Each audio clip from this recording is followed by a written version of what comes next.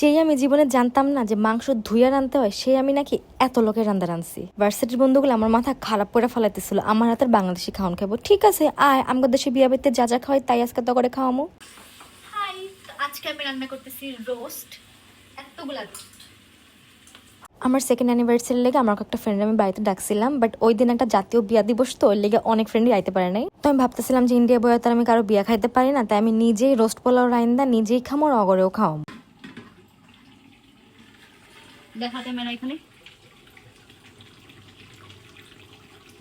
কলকাতা বিয়াবাড়ির খাওয়ার মেনু আর বাংলাদেশের বিয়াবাড়ির খাওয়ার মেনু কিন্তু একেবারে আলাদা হয়। কলকাতায় বিয়াবাড়ি যাওয়ার পরে তোমার একটা মেনু কার্ড ধরাই দিবে আর প্রচুর রকমের আইটেমসও থাকে। আমার রোস্ট হইতেছে অর্ধেক শেষ, যদি একটু দেখা রোস্টটা সামনে। আমি অনেকগুলো রোস্ট রান্না করছি আজকে, মানে জীবনে প্রথম এতগুলো রোস্ট রান্না করছি। এখনো হয় নাই, এটা তেল ছাড়বে এখন। এই যে এটা এখনো তেল ছাড়ে নাই, তেল ছাড়লে এটা একদম পারফেক্টলি হইয়াছে এই পোকা।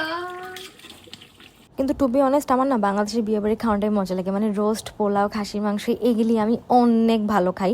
এখানে যেমন অনেক পদের থাকে, স্টার্টার থাকে, মেইন কোর্স থাকে, ডেজার্ট থাকে, বাট আমি না তৃপ্তি মতো খাইতে পারি না কেন জানি।